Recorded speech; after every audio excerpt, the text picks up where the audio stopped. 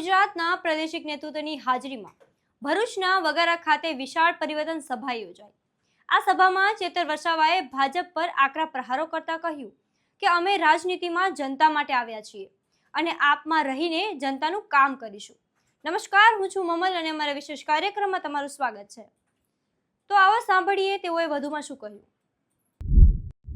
વિચાર કરો તમે, આજે મારી સાથેના બધા ટીડીઓ છે, હું પણ ટીડીઓ બની શકત, મારે પણ પરિવાર છે, મારે પણ છોકરા છે, મારે કઈ જેલમાં જવાનું, મારી કોઈ પોલીસ અધિકારી સાથે જમીનના ઝઘડા નથી, કોઈ કલેક્ટર સાથે મારા ધંધાના ઝઘડા નથી, મારે કોઈ સાથે લેવડ દેવડના ઝઘડા નથી। પણ આજે કેમ અમે જનતા માટે જેલમાં જઈએ છીએ, કેમ ભાજપ સામે લડીએ છીએ, કેમ રાજનીતિમાં છે?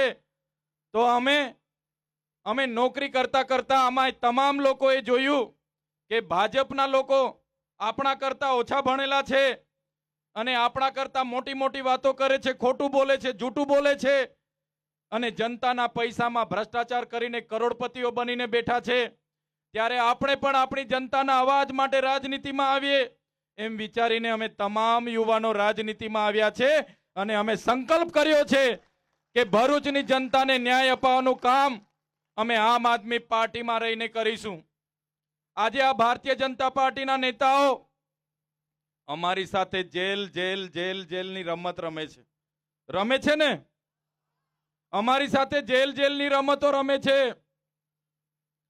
આ ભાજપ ખૂબ મોટી પાર્ટી છે। ભાજપ પાસે 750 મોટા કમલમ 5 સ્ટાર કમલમો છે। 10,000 કરોડથી પણ વધારે એમનું પાર્ટીમાં એમની લીગલી 10,000 કરોડથી વધારે એમનું પોતાનું બેલેન્સ છે। એક આખી કંપની, ઈસ્ટ ઇન્ડિયાની કંપનીની જેમ ભાજપ ચાલે છે। ત્યારે એકલા ચૈતર વસાવા, એકલા પિયુષભાઈ પટેલ, એકલા યાકુબભાઈ ગુરજીથી ભારતીય જનતા પાર્ટીને ડર નથી, પણ અમે બધા લોકો તમને જાગૃત કરીએ છીએ, તમને એક કરીએ છીએ, તમને તમારા અધિકારો માટે લડતા શીખવીએ છીએ, તમને સંવિધાન બચાવતા શીખવીએ છીએ।